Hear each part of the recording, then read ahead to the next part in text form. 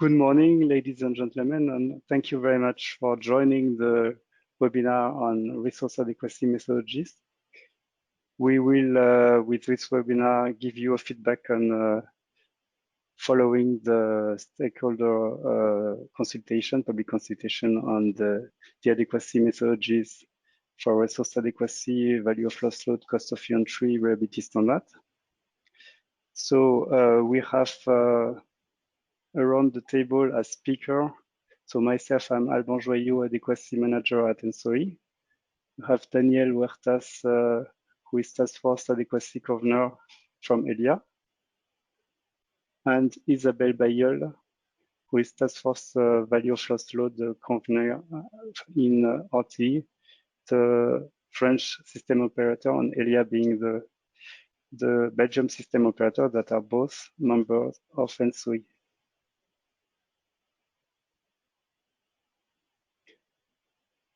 So we propose, as we are very many people, around 200 people registered, we propose you to ask only written questions.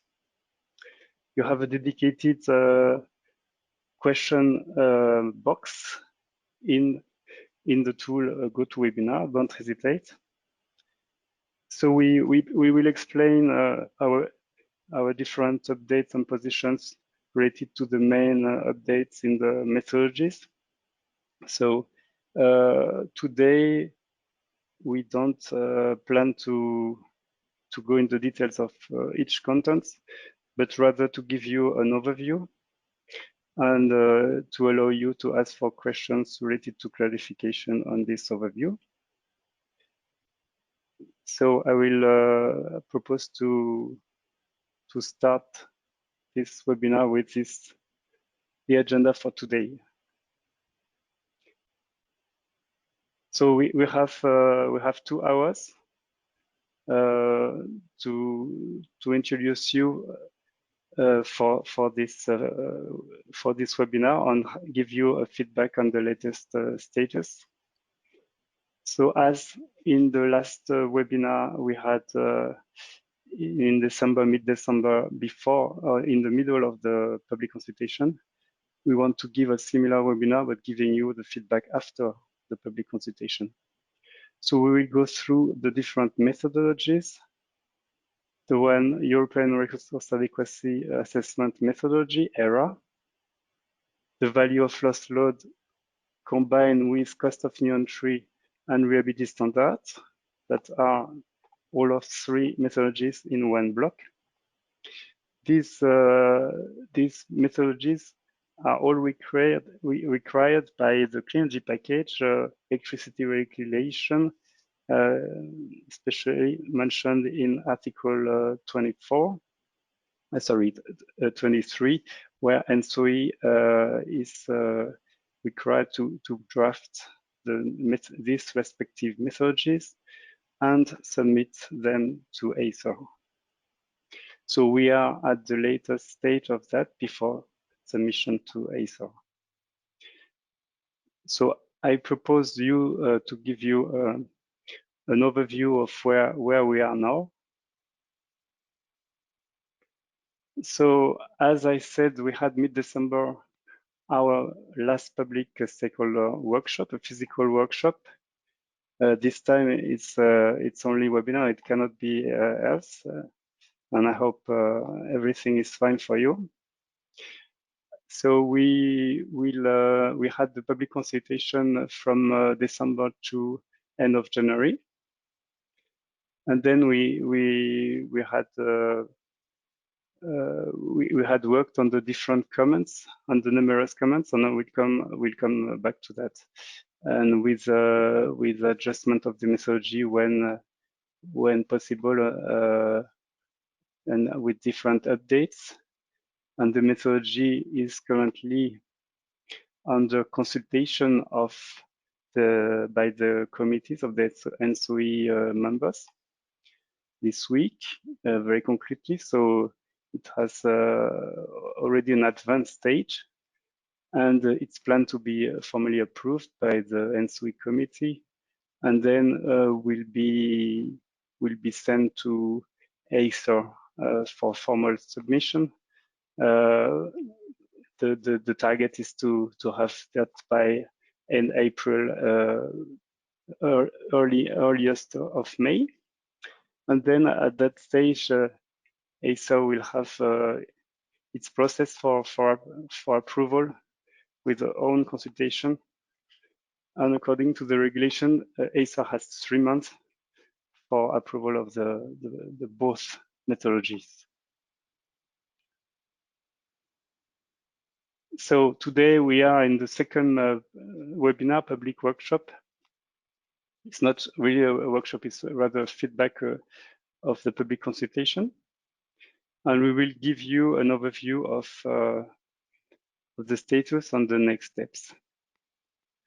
So regarding the public consultations, we received quite various comments. So this is an overview for the European Resource Adequacy Assessment, the ERAA methodology, and we had also next slides for the other methodology. So as you see, there were very diverse stakeholders representing the consumer, the generators, the NGOs, the authorities, TSOs and TSO and DSOs as well. And we had so we see a total of 19 stakeholders. In addition to that, there was the German Federal Industry Ministry who sent a comment after the formal public consultation that was also considered, so that we have numerous of comments, in total more than 200 comments, because each stakeholder delivered very detailed comments, and we were working out them until recently. So this is similar to the second methodology block: value of loss load, cost of inventory, and reliability standard. The same dates for the public consultation, and we will also prepare a summary for both consultation that should be published early May as well. So concretely, we'll publish an overview, and we are preparing some answers to the consultations to give you a feedback. So that the questions, the concrete question that you will ask, we will reply to them now in I would say per broad topic, but for the detailed question we'll publish that later on. So I propose to start with the presentation of the comments and adjustment in the European Resource Adequacy Assessment, and I will give the floor to Daniel Watas. Daniel, can you hear me? Hello. Yes.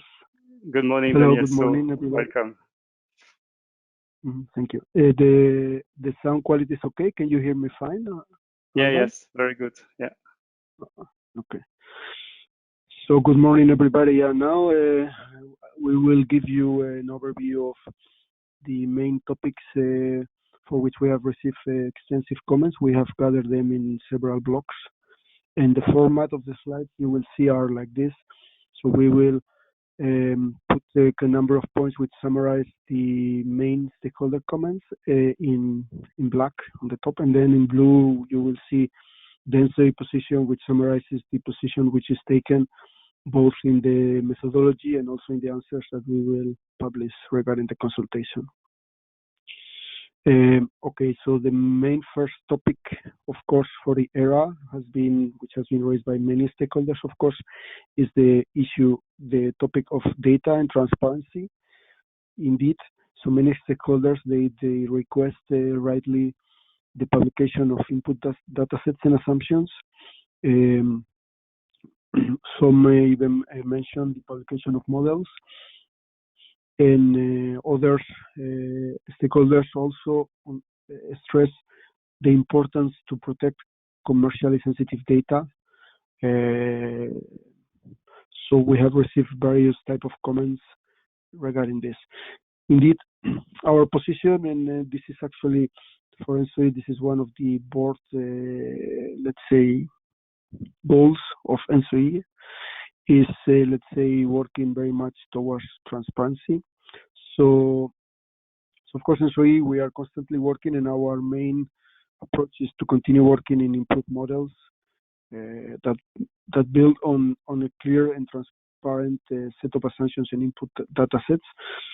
So indeed, our focus is that most of all of the data, I mean, already most of the data that we are using, for example, for the midterm adequacy forecast, which is, let's say, the predecessor of that will become the ERAA later. Yeah.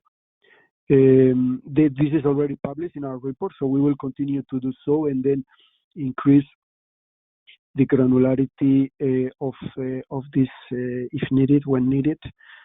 So of course we will continue our practice, and we will try indeed also to clearly to improve transparency of assumptions, because of course the results are very much linked to the assumptions. So this is very clear. This is the target, and we think that in the methodology is very clearly written as well. We will still have to keep confidentiality considerations because some data that might be received either through the real owners of this data or through the TSOs receiving this data through national processes. The confidentiality considerations will have to be respected. So ENTSO-E cannot go beyond these confidentiality considerations, of course.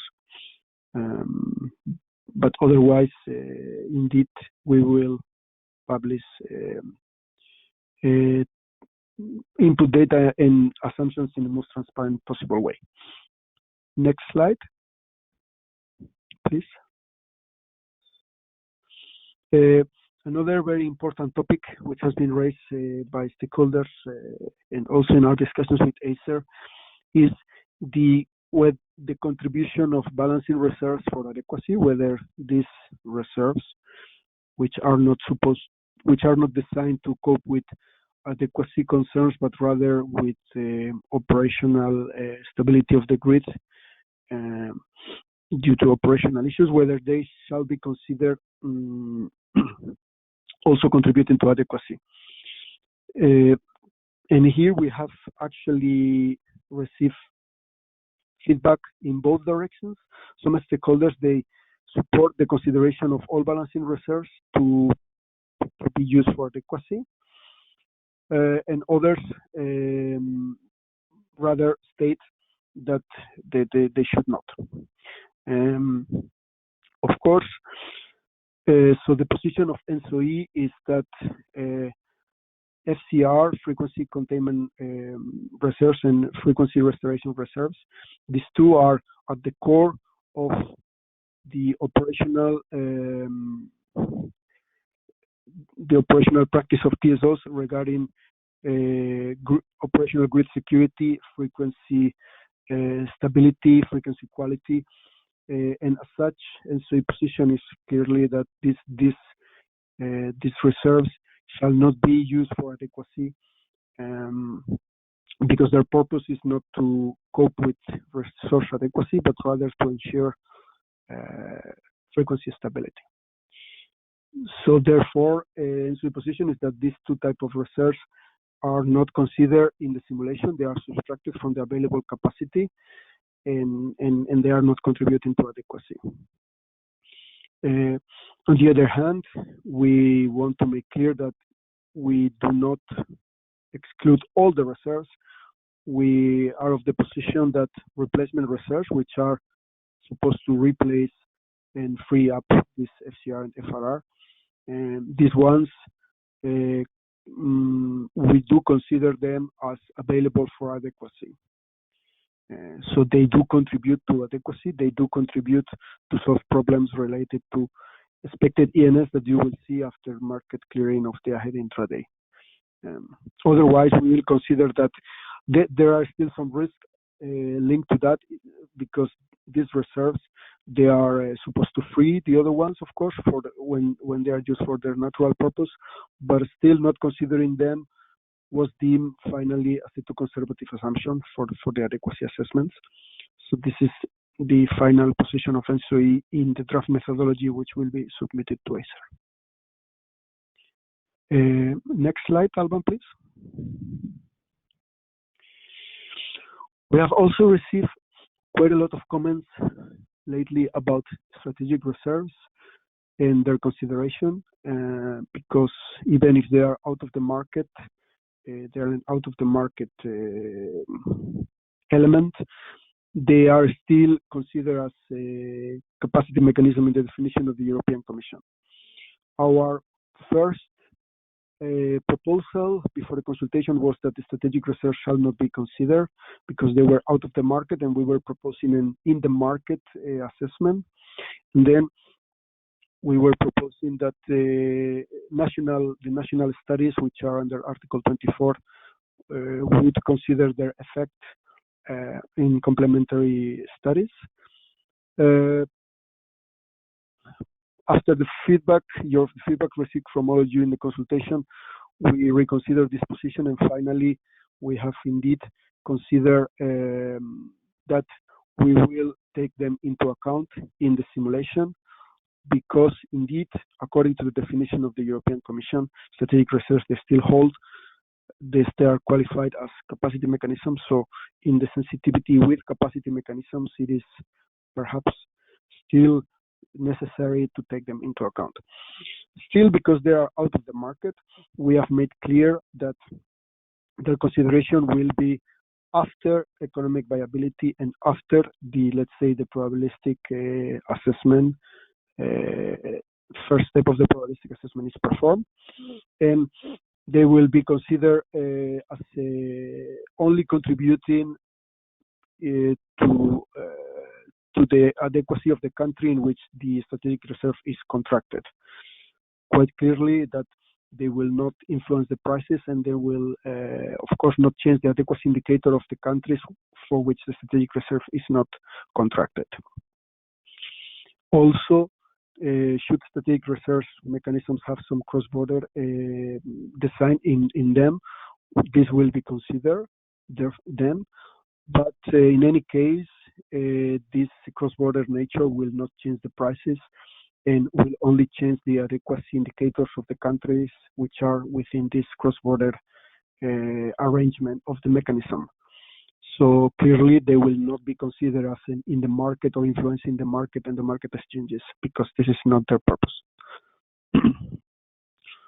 So this means that the final indicators that they will be published in the ERAA, in the scenario with capacity mechanisms for countries with holding and strategic reserves, shall consider their effect. The methodology was updated accordingly in that sense. Okay. Next, I think we can go to the next slide, Alban. Yes, of course, there has been many questions about the consideration of interconnectors, and that we should consider the real network, and we should, and that this was not considered in the methodology, which was a bit surprising for us, because, for example, the MPC values that we consider currently, they are very much built on proper calculations performed by TSOs using the same grid models which are provided for the Tembo NDP, considering the N-1 state. And also our proposal for a flow-based parameter was that all of the parameters of the flow-based PTDFs and RAMs will be calculated by using these very same grid models. So we were a bit surprised about this comment, but still it seems that the methodology perhaps was not very clear, or not clear enough, or not explicit enough, so we have tried to make it more explicit. So indeed, it's also important that network planning is a separate scope of ERA, so we are not going to do the Tempo NDP in the ERA, because this is not the place. We will take the grid models from the 10-year network development plan, and these grids, of course, they do consider all of the projects which has been identified and which have been considered to have a positive case for the development of the grid for each of the time horizons that the ERA will work. So the idea will be indeed to take the output of the Tempo NDP and the grid, the European grid models, which Tempo NDP is also considering. Regarding the commissioning of projects, of course, these grids, which will be taken into account for setting up the NTC and the flow-based parameters, will consider the official dates of commissioning of projects, because we think that this is the most robust assumption to be taken and is the most consistent assumption that should be taken. Otherwise, doing anything else tends to give unrealistically conservative situations. So, next slide, please. Yes, we have also received, of course, this is quite important, a number of comments regarding the consultation for not only the input data and assumptions, but of course the scenarios. Our idea is that, of course, the ERA will be an annual product, and therefore every year there should be a consultation on data and scenarios. And this needs to take place before the assessment is made, before we start building the models and doing the simulations. Of course, the idea is continuing with transparency, that the stakeholders, they are aware of the assumptions in the data, and they can also comment on that and be aware of that. And also, we will try to align it with the process of a scenario building of the Tempo NDP. This is a biannual, so this will not happen every year, but will happen every second year or every year when the Tempo NDP has also a scenario process in itself. It is quite important that also, as you can see in the methodology, the ENTSO-E consultation of data and scenarios also relies very much on all data provided by member states TSOs through our data collection process, and therefore it also relies on a consultation of the scenarios and input data, which might already have happened at national level. So this is quite of an important point.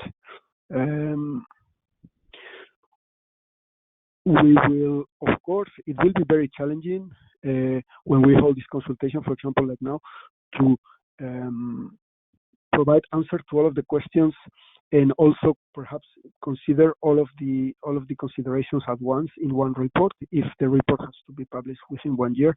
So we will do our utmost best to do so, but we will ENTSO-E, we will have to assess whether some of the points which are raised by these consultations shall be clearly highlighted as items to be taken in the next forthcoming ERA. Otherwise, we will not be able to fulfill the requirement of having one big European resource adequacy assessment published every year.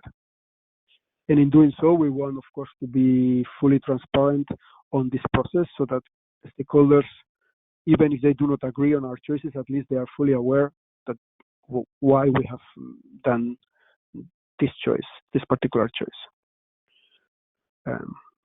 Okay, next slide, please.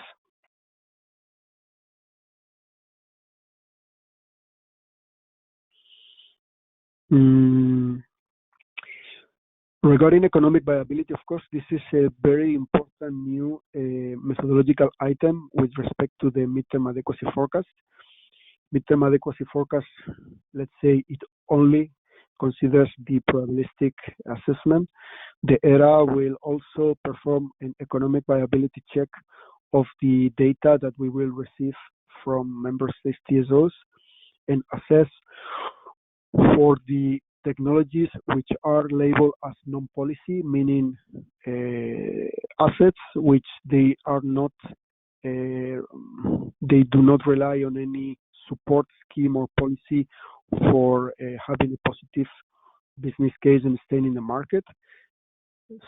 So only assets in which they rely on the revenues from the market to stay on the market and to have a positive business case. So the methodology will consider, therefore, within this non-policy assets, we will consider retirement of assets, most volume, and investment decisions. And of course, this will mean that we will have to consider also the time for which a new investment can be actually become materialized. So also to have a sense of reality on the investment decisions that the model and their economic viability will give. And of course, we will have to make a number of robustness checks on the results by changing a number of parameters. And specifically, of course, it will be quite important also to check the different restrictions on capacity mechanisms. For the sensitivity of capacity mechanisms, here is mentioned the emissions performance standard, of course. So regarding the feedback, we have clarified, of course, that the main criteria in any case will be of the economic viability will be based on an global optimization based on minimization of the overall cost, which includes operational investment cost, of course. But it's also quite important to mention and stress that we want to have as most realistic as possible economic assessment. We will, of course, never be able to capture all of the considerations that an investor does and needs to take in order to decide for an investment. But still, it is very important that the economic viability loop of ENTSO-E in ERAA shall take into account as well risk aversion considerations to have a balanced and a trustworthy set of results, which stakeholders can receive and accept, also knowing, let's say, the limitations, but having a minimum level of trustworthiness and robustness. Also, it was mentioned by stakeholders that we should allow possibilities that the policy-driven asset can change its status in non-policy.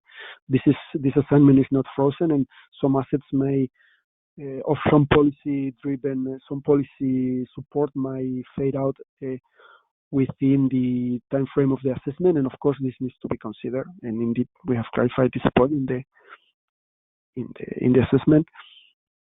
And we indeed have changed the drafts regarding the applicability of capacity mechanisms, try to make it indeed more explicit that we will consider all further legislative restrictions which apply for the scenario with capacity mechanisms and their economic viability. Okay, next slide.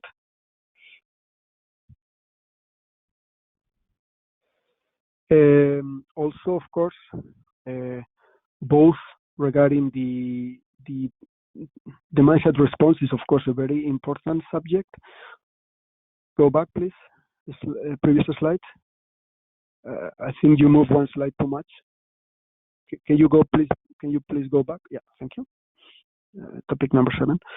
So of course, the demand-side response is very important. We have received the comments that explicit and implicit demand-side response should be clearly separated in the methodology.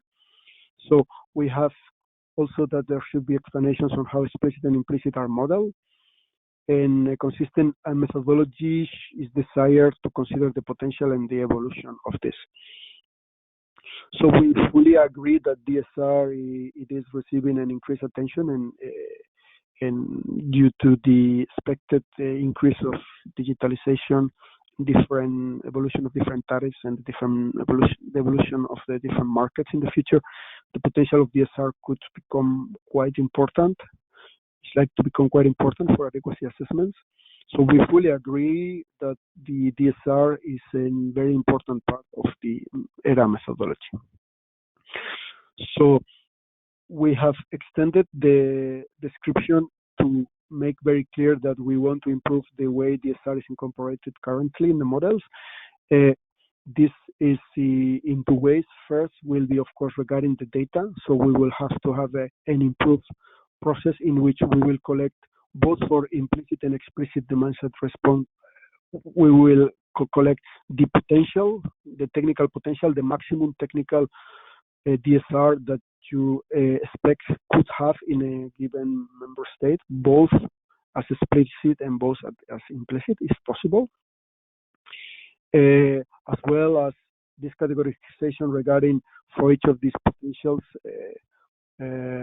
define data as what is the activation price that this DSR will bid into the market, and any other technical or economic restrictions regarding some of these DSR. Of course, they should model as energy constrained assets because they cannot be activated all the hours of all the year and for infinite duration. So number of activations per time period, day, week, month need to be considered, as well as the length of the activation for how many consecutive hours such a device can provide reduction of the demand or flexibility. So all of this data needs to be collected in a consistent way. So this is the first part of the methodology which needs to be improved. The second part is, of course, how much of this potential will be tapped or indicated by the model in the economic viability. So the model also, the investment modeling has to also evolve and be tested to provide robust and trustworthy results. This is very challenging to have a consistent European-wide assessment, because still DSR and the underlying nature of the DSR products and assets which give this flexibility in each country are very different. So there will, ENTSO-E will have to do a lot of, we will have a lot of work first on collect the data for each of these member states, such that we have a reliable indication, reliable sources of this potential and this cost, and also to make sure that the model also, let's say, captures the specificities of how the DSR shall be deployed in a given country, as well as the possible benefits of cross-border issues in which DSR in one bidding zone might have a business case because it's supporting adequacy across the border, or is considering the adequacy situation in a large regional perimeter. So we have tried, we are quite aware of this. This is quite an important part. We have tried to extend the description of the methodology to make this point very clear. And of course, the whole concept of the methodology of ENTSO-E is technology neutral. So by no means there is any discrimination of DSR against any other technologies, and all technologies shall be treated in the same play level field. Okay, next slide, please. Yes, as well as topic number 8, a lot of comments related to the fact that climate change needs to be incorporated in the current climate database of ENTSO-E. As you know, currently our database relies on 35 historical climate years, which is a very good choice, and it fulfills the requirements of, for example, the World Meteorological Organization considering climate. But of course, this is not the end. This is just the beginning. This database shall evolve to capture the fact that in the future, of course, climate might change, global temperature might increase, as well as climate will become more volatile. So all of considerations of climate change need to be considered. And of course, we are fully aware of that, and we fully agree. ENTSO-E and TSOs, we are not climate experts, so we of course need to continue working with climate experts to develop our database in this way. Therefore, we also have a dedicated task force and task forces groups which will continue working on that. word of attention, this will not also happen overnight. We cannot just consider an evolution of the climate database which will happen within a few months. This will require very careful and systematic analysis of climate models which need to be run and how these climate considerations translate into the impact for the power system. How do you translate this into actual power of wind, solar, which will be materialized in each of the different points of the grid of the market. So there are very many considerations which need to be considered also regarding the temperature dependency of demand and also on the precipitation and the modeling of hydro for hydro inflows and all other considerations. So this is not something easy to do, and it will take us some time, but we are fully committed to do so, such as at the end, indeed, our database will account for climate change effects in the most proper way. Therefore, as you will coming back to, you will see on the implementation roadmap slide, which is coming next, or the one before the next, we will have to have, of course, a proof of concept phase first, in which we will, let's say, make sure that this evolution is robust, and only once this or any other methodological evolution is robust, it shall be considered as an integral part of the ERAA methodology. So this comes to the very important point of implementation roadmap. So stakeholders have commented that ENTSO-E we should provide a timeline in a most transparent way, communicating the gradual implementation of all of these methodologies in each of the ERAA reports, to also give information about when each of the ERAA product reports is fulfilling the full ERAA methodology submitted by ENTSO-E. So this will not happen all in one shot. So we are, once the methodology is approved, and ENTSO-E will publish its first ERAA next year. Of course, this ERAA will not consider all. It's not possible to consider all the methodological improvements at once. We will have an implementation roadmap in which each of them will be taken stepwise. This is explained in the different articles of the methodology. And first, to remind, the concept is indeed that first ENTSO-E needs to have a proof of concept test internally to make sure that this methodological evolution is robust and stable and trustworthy, that we are confident that provides results which make sense. And only after that step, ENTSO-E will indeed bring this methodological element as an integral part of the ERAA methodology. This holds for evolution of flow base, as well as the evolution of the climate database, as well as the evolution of economic viability, consideration of the 10-year horizons, etc., etc. So regarding that, ENTSO-E acknowledged that this implementation roadmap needs to be clearly communicated transparently. This will be published in ENTSO-E webpage. This will not be, let's say, carved in stone part of the methodology as an official document fix, but we commit to a full transparency communication on this roadmap. As well, very important, need for update of this implementation roadmap will be followed quite closely with ACER, European Commission, as well as with all of you, with the stakeholders, both to give full transparency on the process, also to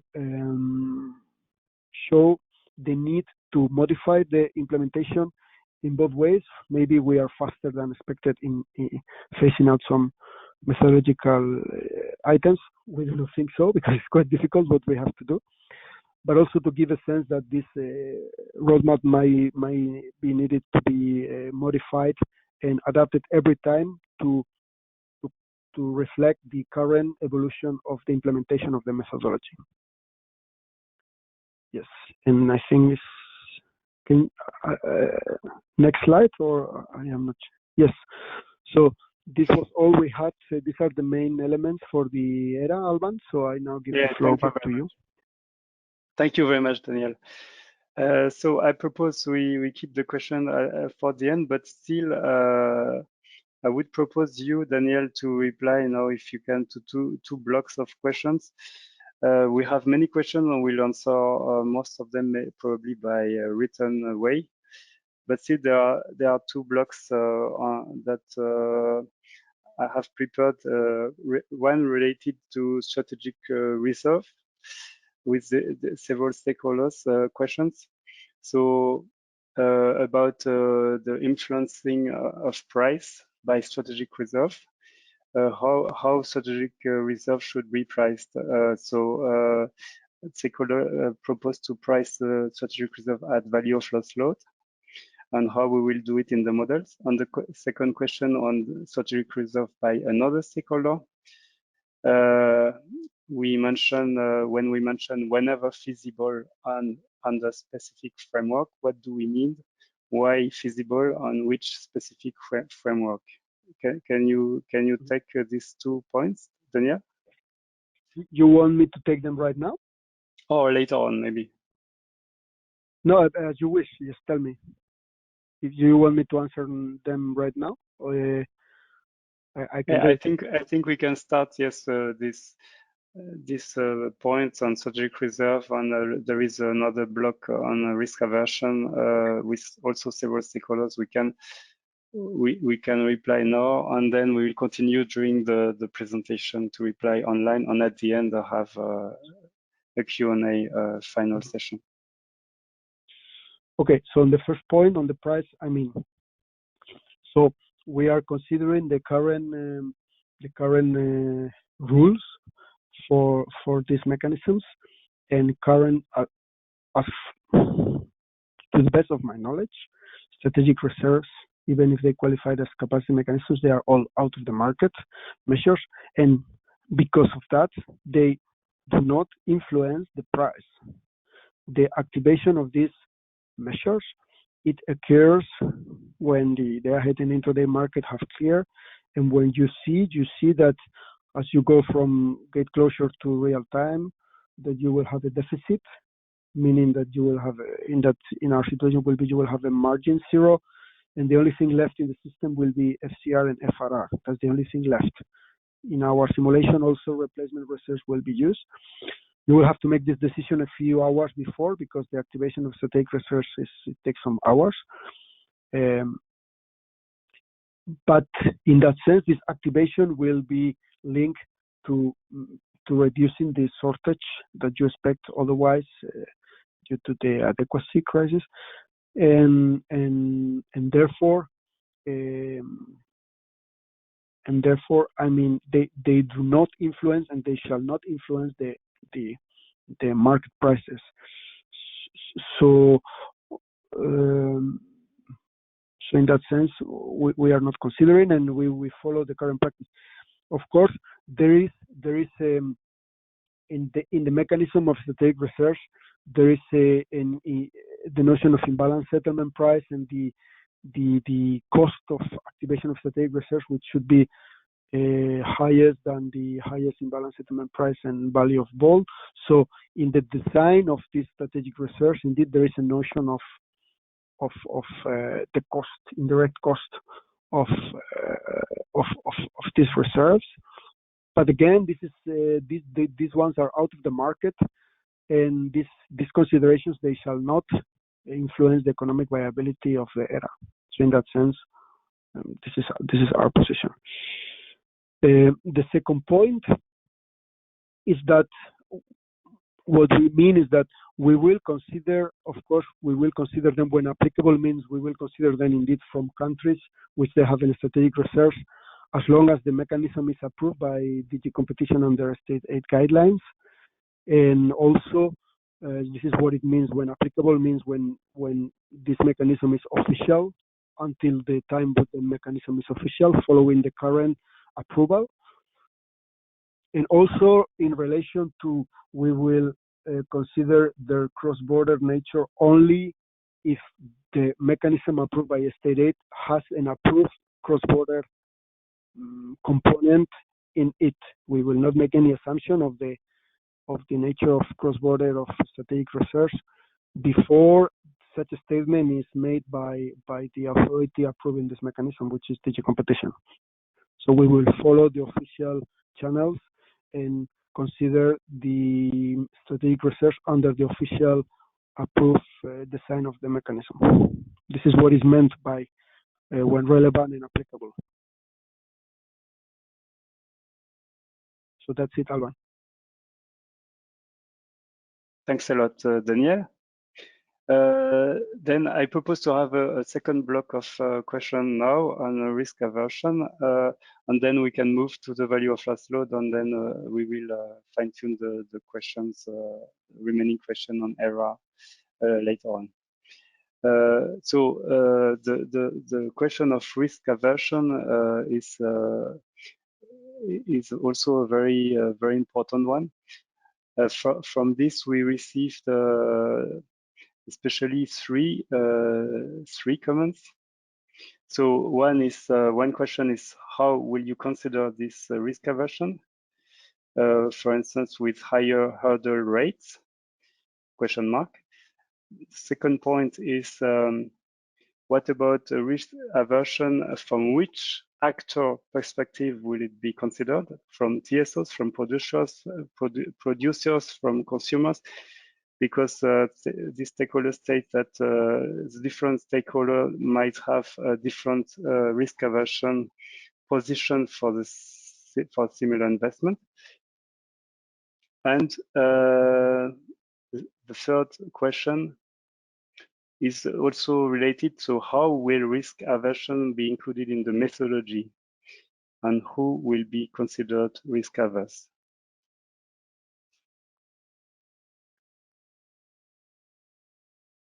Okay, Alban, just to be sure, in which sense is question 1 and question 3 different? Because I understood that you said question 1 was how would you consider risk, and the third one is how you would consider risk. So is this basically the same question, or is there any nuance I didn't understand? Basically, it's two stakeholders asking similar questions. Yes. Okay, so question 1 and 3 is the same, basically, right? Okay, so how we would consider it? I mean, we don't know. To be quite frank, we don't know. We don't have a magic recipe like we will do it like this. It does not mean we don't have ideas how to do it. It means that we do not have the final answer yet. And this is the point that in the proof of concept we will have to test many things, which are some part of risk is already considered in the VAC, in the weighted average cost of capital. So we will indeed need to, one possibility is to see whether we can have a consideration of risk in the VAC by the different premiums that you have in the definition of VAC in the methodology of CONE, related to risk of equity and the other risk through parameters alpha, beta. So, and the idea is whether in the simulation itself you can also calibrate the VAC internally in the simulation to make sure that this choice is consistent. Of course, doing that will improve the quality, but it will also will introduce a new iteration in the already very complex iteration of economic viability. So this is something we need to check the robustness and the feasibility. Are we able to do that? So this will be a very big work to put risk in the VAC and to how to make it consistently with the results of the simulation.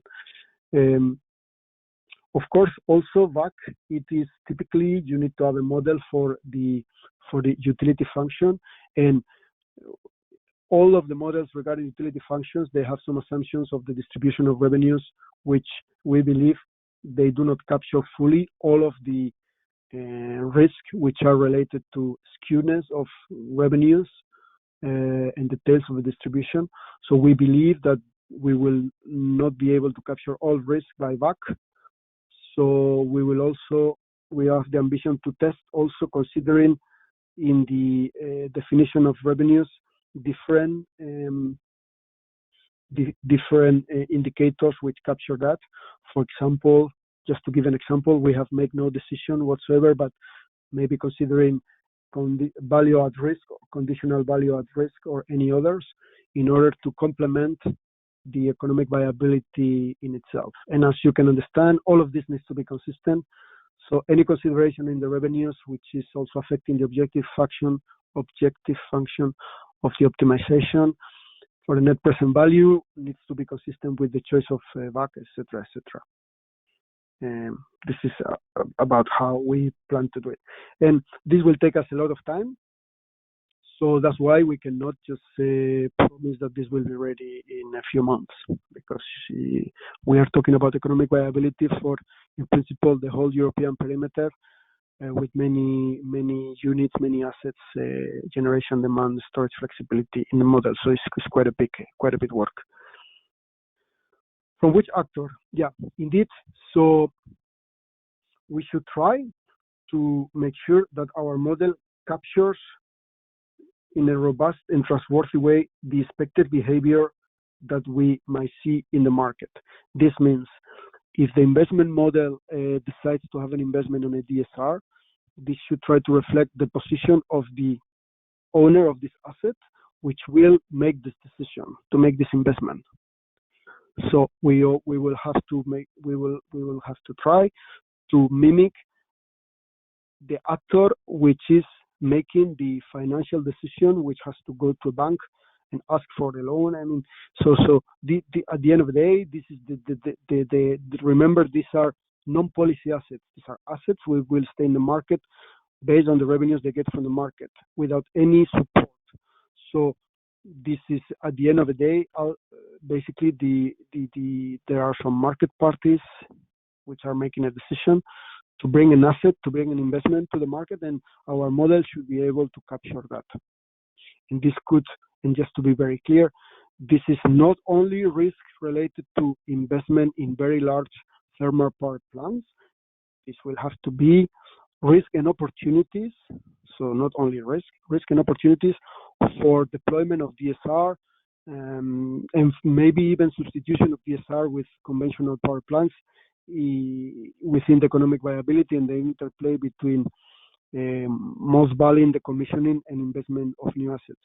But this has to be done in a balanced way to avoid having a substitution scenario under economic viability, which is unrealistically conservative, but also unrealistically optimistic. That some substitution will happen, which in reality you will not see in the market. This will also be not correct from our point of view. So robustness of the results will be quite important for us, because we want to bring results that when can be presented to the European stakeholders, these results can be trusted. They can give a feeling of robustness and of confidence that what we are doing makes some sense. Yes. Thank you very much, Daniel. So I propose we can move to the value of lost load methodology, and later on we will continue at the end of the webinar with all the remaining questions. As I said, most of them we will try to reply also by written way. So I propose to give the floor to Isabelle Bayeul. Yes, hi, can you hear me? Yes, perfect. Hello, Isabelle. So okay. Okay, so thank you everyone for all the comments you have made in the public consultation. I will talk of 3 main topics on which we have made some improvements following your comments. So the first main topic, and it also concerns the CONE and reliability standard, so we'll talk about it also later on. But we have received many comments regarding the question of the uncertainties that goes with the evaluation of VOLL. And it also, in a certain way, is a little subjective. So this explains why the member states have still the right to put their own reliability standard, but still we, as ENTSO-E, we need to make a methodology to try to have harmonized practices in Europe.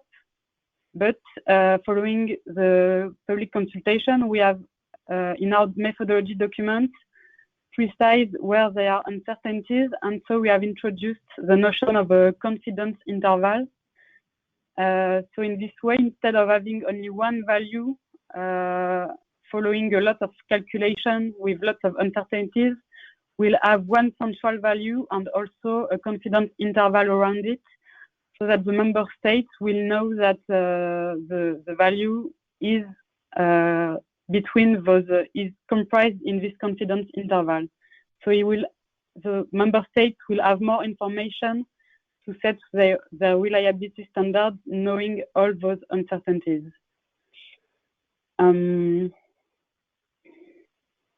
So I think we will come back to it in the reliability standard part, but we also made a clear distinction between the target LOLE, which will be the central target LOLE estimate obtained with this methodology, and the reliability standards that are the national competence and that will be set by the member states with all the information obtained with this methodology. And then the two next points are about the surveys. So we have received lots of comments. The first one is that we had many questions about the macroeconomic calculation proposed as a base case for industry and transport sectors. So initially we proposed to make the surveys not mandatory for these sectors, to simplify the methodology, but indeed there are lots of parameters that are quite arbitrary and need to be fixed. So there were lots of questions. And also it was questioned why we would have different methodologies for the different categories of consumers. So in the end, we proposed to use the stated choice methodology, which is to run surveys for all the categories of consumers in order to get very detailed data about the value of lost load for all the categories of consumers. And in this way, it avoids to decide arbitrary parameters that are required in the macroeconomic calculation. So that's it for this topic. And the last one is about the type of surveys that should be run. So this raised a lot of questions. So there were some stakeholders that wanted to keep the willingness to accept approach that we had proposed in our first draft. But there were also some stakeholders who said that we should use willingness to pay instead because it was in the definition of the clean energy package. And finally, we had some stakeholders who made the remark that there are lots of ways to run the surveys and they all have their pros and cons. So we should not choose one methodology, but let the choice to member states. So to compile all this, so we think we cannot not choose one central methodology because the objective is to have some kind of harmonization in order to be able to compare the results. But indeed, various methods have their own merits. So we now recommend to use 3 methodologies in order to improve the quality of the surveys. And it's also in line with the fact that we want to have confidence intervals. So if we run 3 types of surveys, we'll have more values and the results will be more interesting and complete. So in the end, what we propose, and it's in line with the guidelines issued by the Council of European Energy Regulators, we propose to use a triangulation methodology. So the central methodology would be the direct ROF methodology. And the surveys should also ask questions, willingness to accept questions and willingness to pay questions in order to check, so first, in order to check the coherence of the results, it's very useful. And second, as I said, it will be very useful to have a confidence interval around the VOLL estimates obtained with surveys. So I think it's a good compromise to have more information and to be more robust. That's in our final proposition. And that's it for the main VOLL topics we have received. The other ones were more questions of details that we will respond, as Alban said, in a dedicated document. Okay, thank you very much, Isabelle. So I propose we go to the related topic on cost of entry, which is together with the value of loss methodology. So Daniel, do you want to continue on this topic? Yes. Thank you. So please go to the next slide, please. Yes. So as already introduced by Isabelle, we have regarding the VOLL cost of new entry, and you will see later for reliability standard, we have made very explicit this fact already presented by Isabelle about the uncertainties and maybe subjectivity or arbitrariness or even member state specificity on defining any values for VOLL, and the same holds for cost of new entry. All of the parameters what one needs to calculate for cost of new entry regarding analyze capex and WACC and all of this plethora of different parameters which they need to be considered. So indeed, we have received a lot of comments on that about the robustness of the assessments and the impact on the results, notably for the reliability standard. So we have updated the methodology, indeed reminding as much as possible on the uncertainties around the cost estimate and about the idea that the confidence interval should be given in order to reflect these uncertainties. I think we thought it was quite important as an addition because no one has a crystal ball. Our methodology is just trying to have in harmonized best possible standardized way how to do this calculation, but there are inherent uncertainties and choices to be made, and we think that the methodology should be quite clear because at the end, NRAs and member states will have to use this methodology to set up a national expression of what is the level of adequacy which is desired, and it's quite important to be aware of the choices you are making. So this is, of course, this is part of CONE, but this, let's say, already introduces the issue of uncertainties, which was mentioned by Isabelle, and you will see coming again also in the reliability standard later. So now going more to the specificities of CONE. Next slide. Yeah, we had indeed a lot of comments regarding the fact that we had only said that reference candidate technologies should be merchant, and why only merchant. We were discriminating in not a good way technologies, and this was considered as we clearly received your feedback on that point from some stakeholders, and indeed, we recognize that perhaps the formulations were misleading or not clear enough, not explicit enough in that sense. So we thank you very much for this feedback because it has helped us to improve the formulations. Of course, already when we presented the drafts, there was by no means any sense of discrimination. We were trying to be systematic and objective, and we'll continue to do so. So no discrimination shall be done is intended by no means by ENTSO-E. And then we have precised the conditions in which reference technology should be chosen. We indeed agree to remove the notion of merchant and to really link it consistently to the ERAA methodology for economic viability, in the sense that technology should be a non-policy, in the sense that this means that we consider that all technologies which are existing can all of them can be, without any exception, all of them can be labeled as non-policy by whoever is submitting the data, either member state or through their TSO, for the economic viability.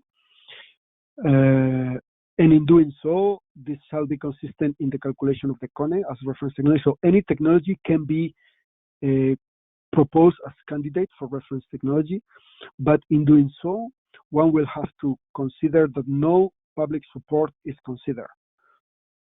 Clearly, you will have to calculate the CONE for this technology, assuming that this technology will enter in the market as a cost of new entry to provide an extra megawatt to increase the level of adequacy in your system in the market, assuming that no other support it is existing. Because, of course, we need to be no discrimination shall be taken into account, and this goes both ways. We cannot. It clearly has to be balanced so that all technologies are allowed to be considered, but no public support shall be considered in their calculation of their CONE. Okay. So we have tried to make the text very explicit and balanced on that point, we think. And next point. Yeah, okay, this was the main point. Yeah, you will see that there is a point on the regarding DSR, which was more on the reliability standard indeed.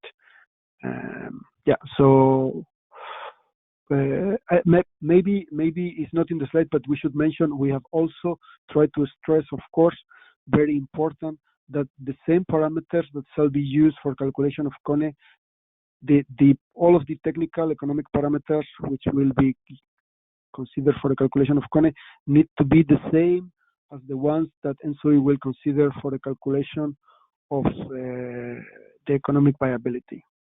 So this means that ENTSO-E will propose and present in their consultations of input data a set of centralized assumptions of all of these costs for consultation, and these are the ones that will be used for the assessment.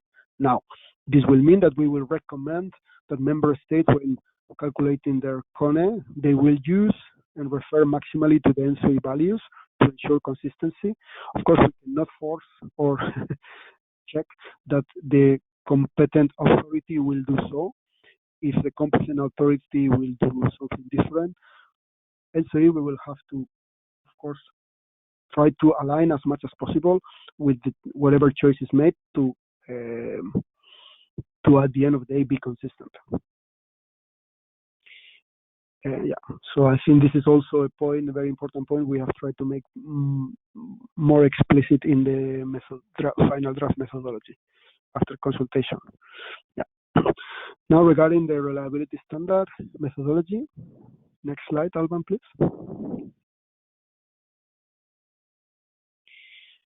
Yeah. So again, the same point of uncertainty. And again, we have received a lot of comments from stakeholders, indeed, warning that we were trying to capture a very important political statement in a formula which divides two numbers, CONE and VOLL, and that there are huge uncertainties, and that we should not limit member states the right to take full responsibility on this definition, and that the member state might decide to deviate or to consider a value of reliability standard as target LOLE within the confidence interval which is presented. Or otherwise, if it deviates, it will have to be explained clearly what are the reasons behind this choice. Of course, we recommend as a default solution for reliability standard the division of CONE and VOLL, but member states at the end, they are holding the pen, and they are the ones responsible for defining this target. So again, in that sense, in the same spirit, we have remind the uncertainties regarding the calculation of LOLE as a division of CONE divided by VOLL, and introduce the concept of confidence interval, indeed making also very explicit the limits of validity of the formula by this division. So, such as again, the member states are fully informed of the impact that these different ranges have and the impact that this will have in their politically state choice for the level of adequacy they want to be ensured against, expressed by the target LOLE. Next slide, Alban. Yes, then we went into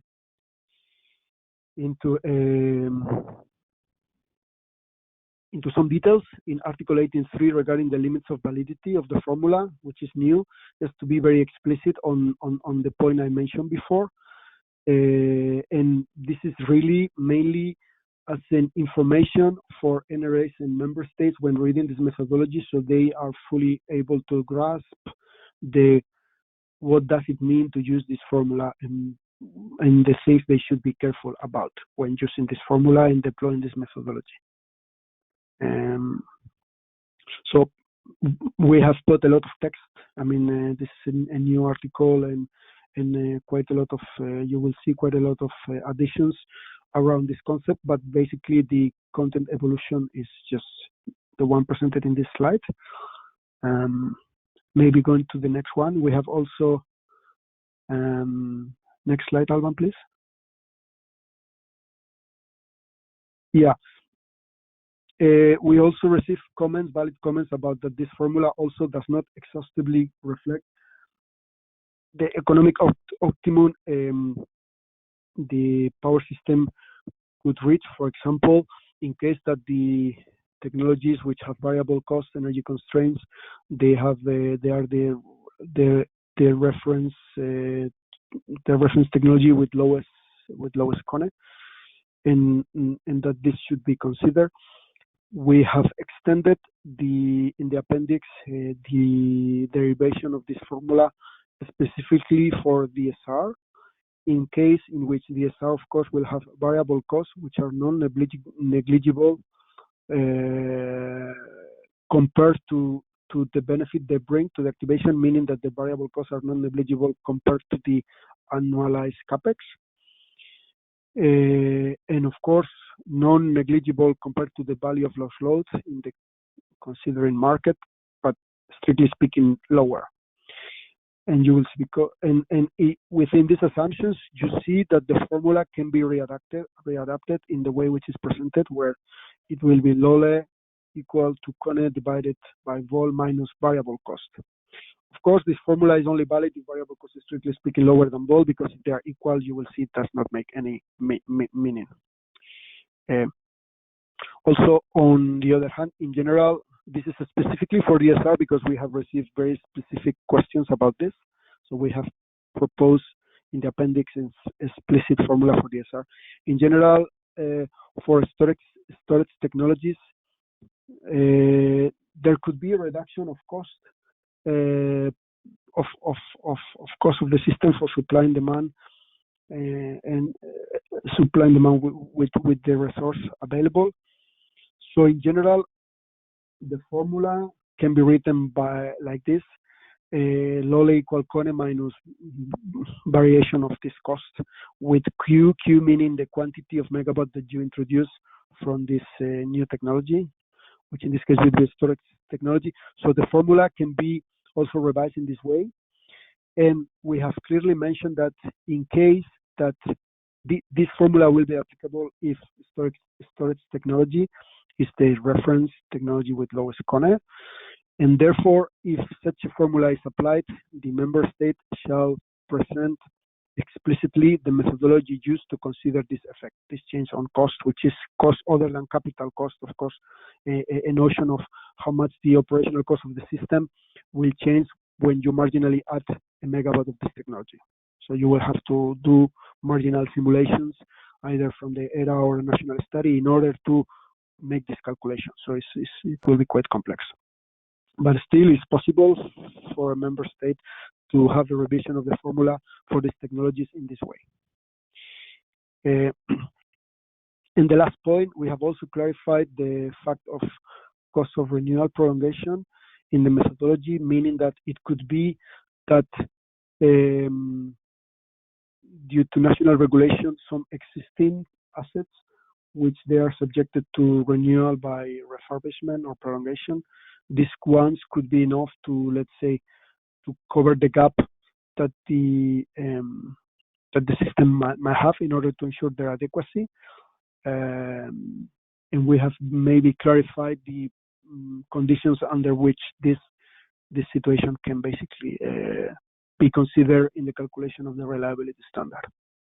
So there are some extra clarifications in the appendix regarding this part as well that you can find. I think that's all, Alban. Maybe next slide. Yeah, I think this is all indeed. Yeah. Yes, thank you very much, Daniel. So before we go to the conclusion, maybe we can have we have a couple of question answer. So we have still questions on risk aversion. So I will read one very long question. Will the risk aversion measure used for the economic viability test consider the broader long-term risk investors face associated with uncertainties in policies, resource costs, etc., in addition to just volatility of inframarginal rent that occurs due to random outages, demand unrest, rest in feed? If so, how would this be carried out? So basically, it's about the perimeter of risk aversion on how it's interrelated to the previous one.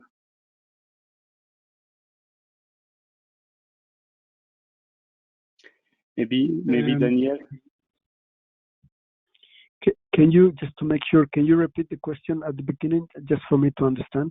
So it refers to there are long-term structural risk, which is not only linked to inframarginal rent. Is this the question? Can you repeat? Yes, exactly. To make it shorter, will it include also the longer-term risk and not only the inframarginal rent and volatility? I mean, this is a good question, a difficult question. I am not sure if I have a good answer, actually. The only thing, we take note of it, the only thing I can say is that we have the ambition to consider that the economic viability, of course, shall make decisions within the time frame of the assessment. So let's say if the investment economic viability module is making a decision for an assessment, you will have to, ideally speaking, this decision shall be robust against not the first year where this investment is decided, but you will have to check that this investment is this decision is consistent within the 10 years horizon of your consideration, which it means you will have to run this investment module for different times, different models coupled with different horizons from 1 to 10 years. So in that sense, you take some meaning of how this risk it is. I mean, and this is for the revenues, for the MPVs you will calculate, and also considerations of the risk. Whether this capture all of the long-term risk that an investment takes into account, no. Whether we are able to do this in the economic viability, to be quite frank, this is something we need to think about. Because if this is referring risk related to the forecast, to the long-term markets and the prices and the positions they're in put by market parties in those markets, of course we will not be able to capture everything. In that sense, we are not aiming to model forward markets explicitly also on top of them 10 years. So there will be a limit to what the economic viability will do. Again, the economic viability of ENTSO-E shall not be the crystal ball which will tell you how investments are going to happen in the future. We are not trying to tell investors how to do their work. But still, since this will have a big impact on the results, we want to do as good as possible job. That's why I'm saying we don't know many things. We don't know. We need to test. We need to have a robustness, and we need to present the results to stakeholders and get feedback and criticisms. I guess we will get as well, and say no, what this thing you're doing is good, but it's not good enough, and we will have to learn by doing. At this moment, I don't have a better answer on this point than this. Sorry. Okay, thank you very much, Daniel. Then regarding the previous question on strategic reserves, there is the related follow-up question about the influence on prices. That's stating that it would influence the prices. So here, concretely, it's from RAP Online. Stakeholder saying that in Great Britain scheme, for example, from 2014 to 2016, we would see this strategic reserve influence on prices, and also from the same stakeholders on the same topic, just quoting the regulation itself. The design of strategic reserve shall meet the following requirement during imbalance settlement periods where resources in the strategic reserve are dispatched. Imbalance in the market are to be settled at least at the value of lost load or at a higher value than the intraday technical price limits as referred in Article 10.1, whichever is higher. So, no, but of course, yeah, just to complete. But again, this point, the second point, is of course the mechanism of the research shall be such that the market shall try to cover itself maximally before you need to activate out of the market measures. This is how we understand this provision. And as such, we will try the perfect market modeling we will do. We'll try to capture the fact that prices will go high and there is a sense of maximum technical limit linked to the maximum vol in the market. So I think we are capturing that. But beyond that, you will have a decision to activate research if you still are at zero margin and you expect to have a deficit. And the second point, okay, so this is regarding the first point. This is regarding the second question. Regarding the first question, again, there may be an indirect effect observed on the prices. I don't know exactly the example mentioned, but again, the logic is very simple. These are out of the market measures.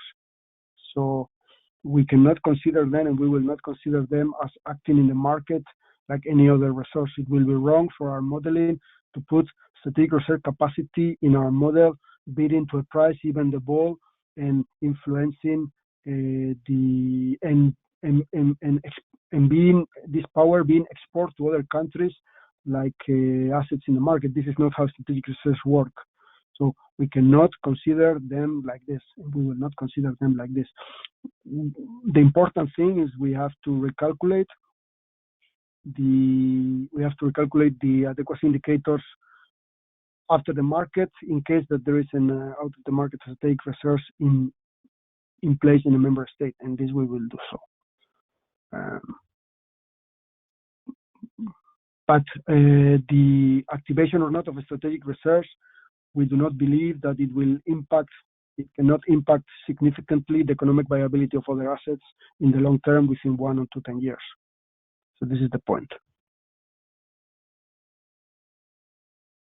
Okay, thank you, Daniel. And I understood also that it's a post-process after clearing the market that we calculate the effect of the strategic reserve so that it doesn't change the clearing of the market.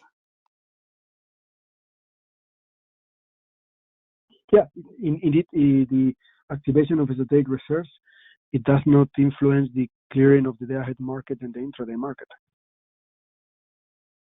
This is something which happens after. The decision is made when you see after intraday, when you have a imbalance settlement or as high as possible to push the market to be covered, and if the market is not covered because you have a scarcity situation, and the only thing left in our simulations will be only FCR and FRR because everything is used, even replacement reserves. You make a decision to activate strategic reserves close to real time to minimize load shedding that you will have to have otherwise. This is how we understand the logic and how we are going to implement it. Thank you, Daniel. So there are questions about the revenues, about economic viability in general. So there are questions on how we will use the NPV, net present values. And also one question about the ancillary services revenues. Will we consider them in the economic viability check without capacity mechanism? And a question related to the general revenues, how they will be considered.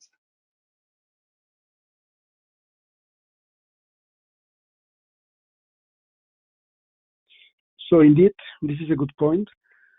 So the default is that in our perfect market, we are considering mainly the revenues which will come from the, let's say, the ahead intraday perfect market. Indeed,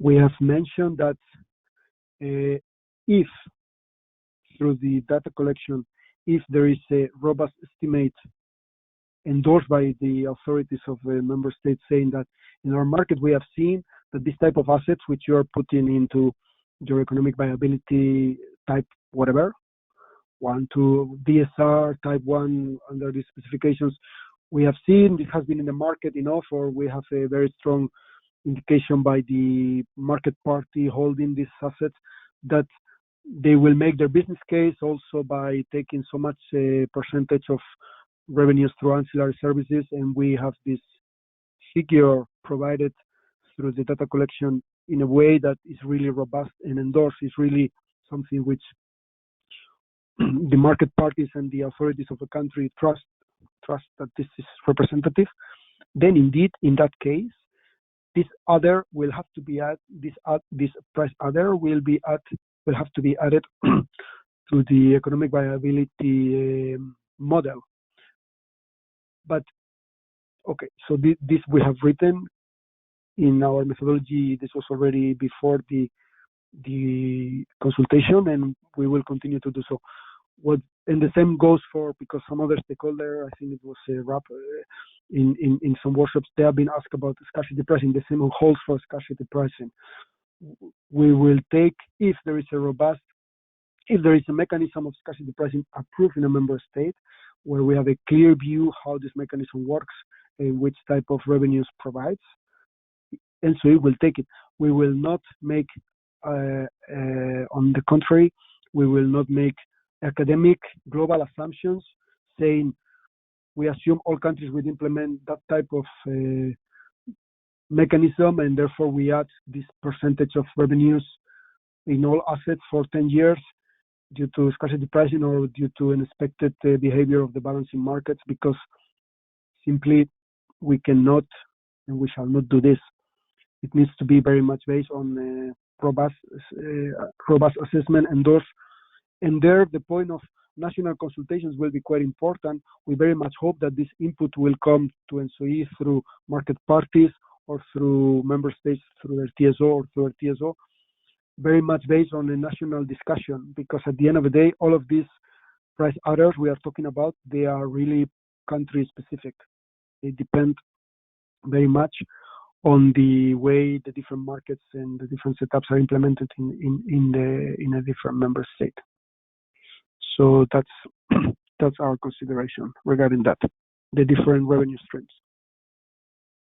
And as I said before, for long-term markets and forward prices, indeed, well, the same holds, but this is quite a difficult point. And well, also a discussion will have to be taken there as well. But in principle, we have not written almost anything on that because we feel this is very much beyond the scope of our assessment. Okay, thank you, Daniel. There was a question about the technical lifetime on calculating the NPV, and I think you can highlight maybe what we have updated in that, in the economic lifetime and assets lifetime.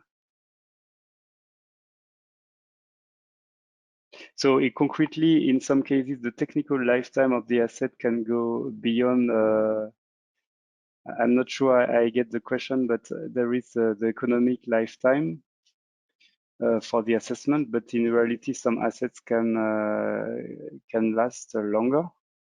But in that way, we don't consider this additional duration.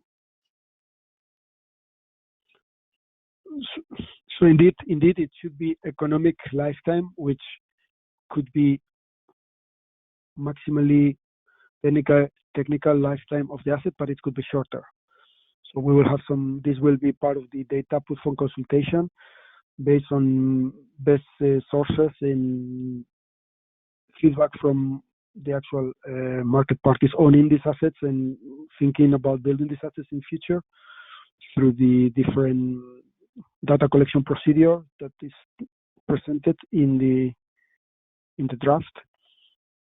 And these figures will be put for consultation. So we very much expect and hope that we can also calibrate these figures for each country by getting feedback from you, from stakeholders who are knowing your market and your system, and you can tell us what is an economic lifetime for the given asset of a given technology, which makes sense and which does not make sense. So we rely on you to have a robust and meaningful assumption. We are not the experts on that, TSOs and ENTSO-E. Okay, thank you, Daniel. Probably we will not be able to reply to all questions. I will check. This time is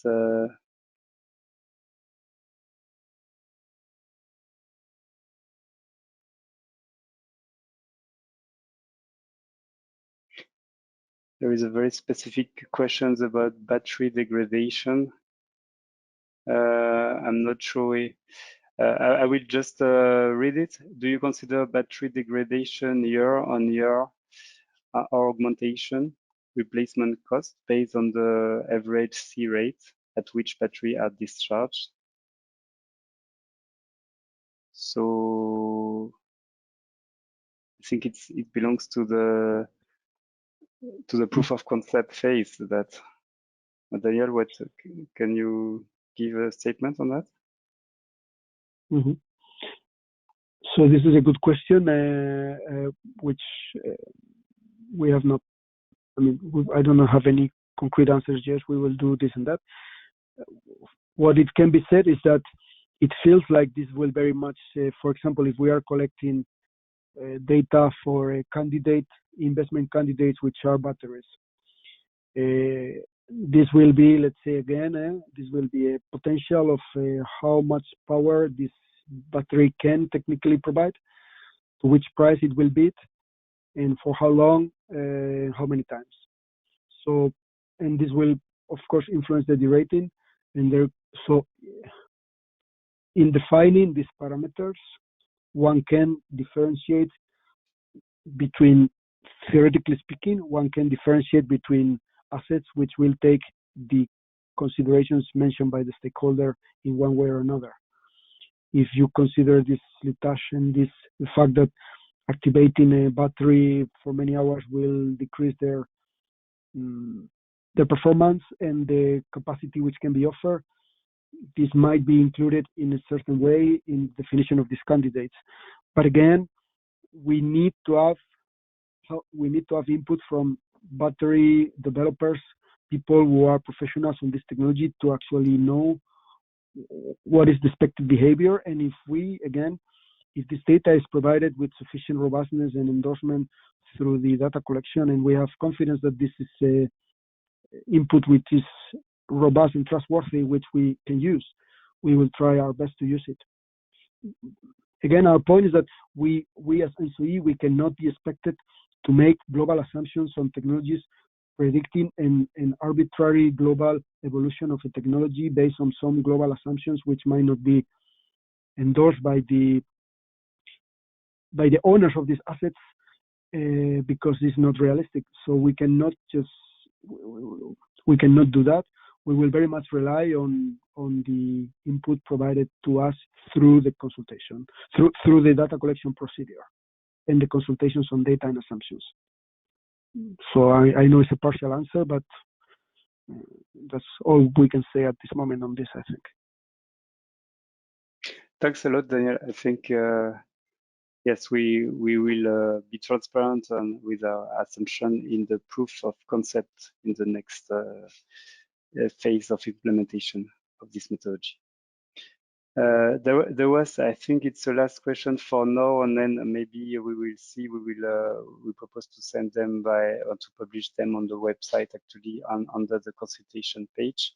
So we have the consultation page where you had the consultation, also the slides from the webinar in December, and we propose to put these slides as well, plus the answer on comments. So there is one last question maybe that we can take. It was about regarding economic viability. Theoretically, an energy-only market should ensure capacity which leads to the society optimal LOLE, your target loss of load expectation. If it does not, this will be because of the modeling choices made in the economic viability. For instance, risk aversion. So you do expect, what do you expect will have the most impact on the final calculated adequacy indicators?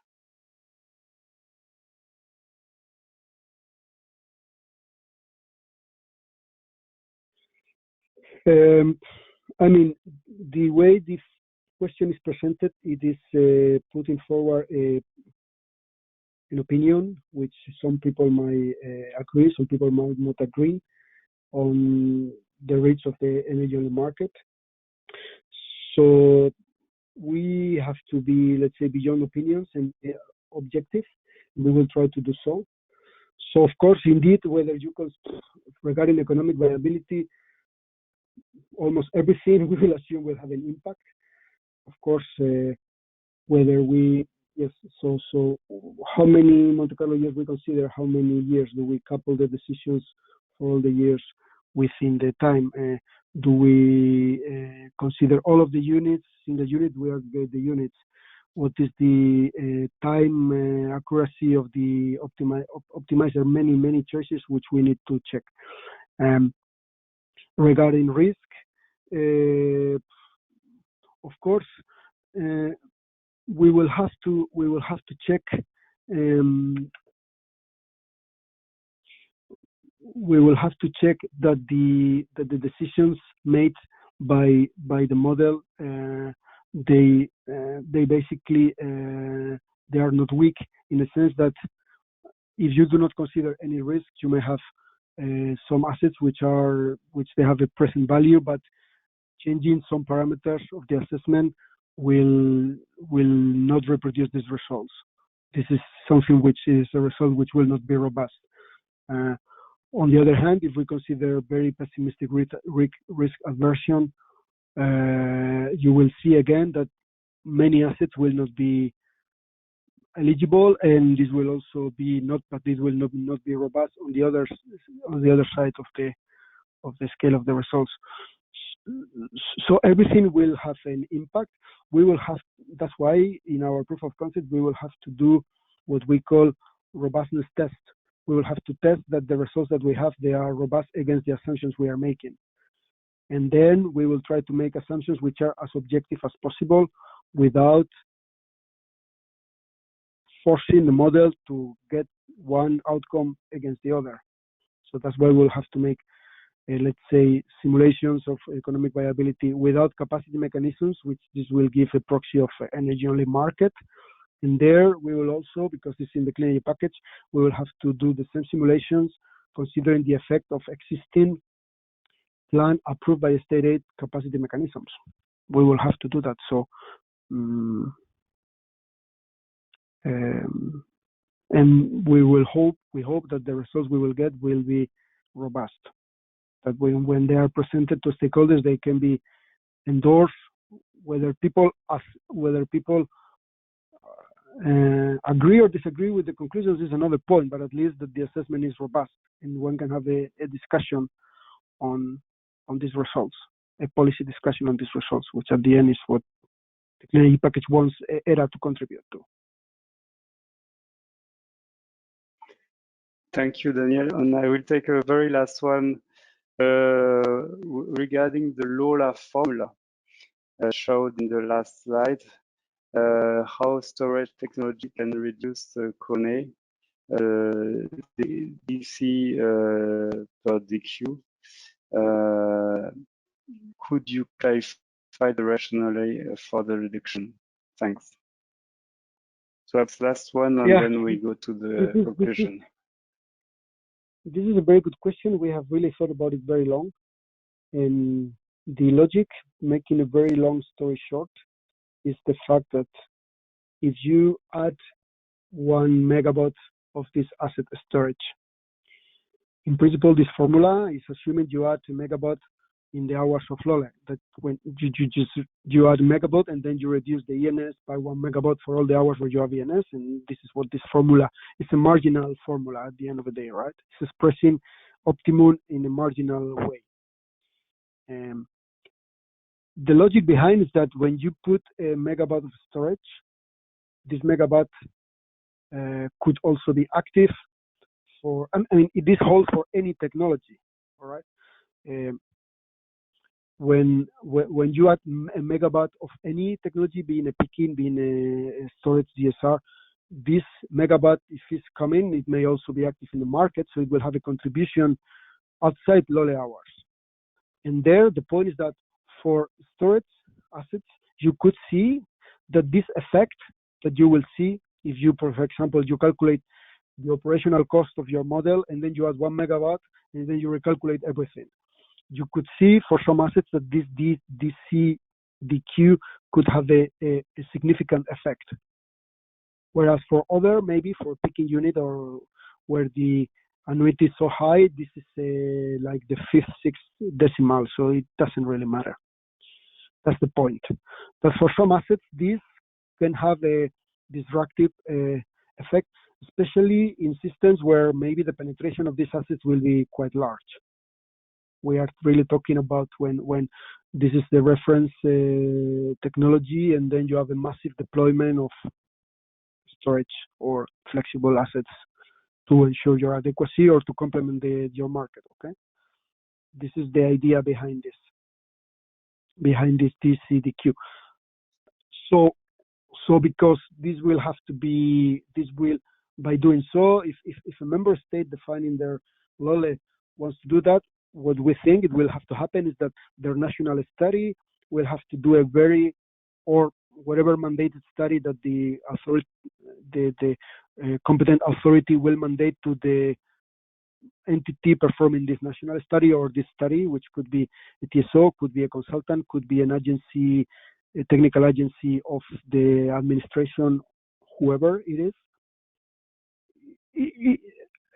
Results of this will have to be shown, indicating how this DCDQ was calculated we believe, by doing a marginal sensitivity on the results of a given model.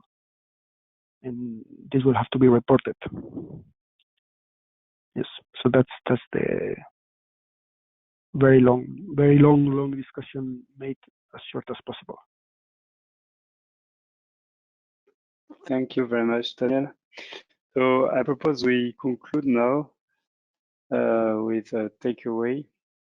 So I will show the last slide. So the next steps, it's a kind of a way of where we are on what are the next steps.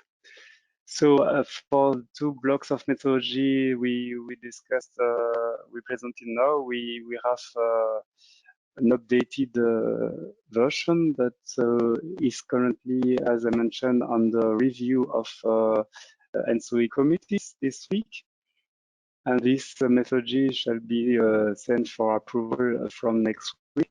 And then after this approval shall be submitted formally to ESA early May. And as we also committed to publish the stakeholders' comments, feedbacks of the consultation on our website.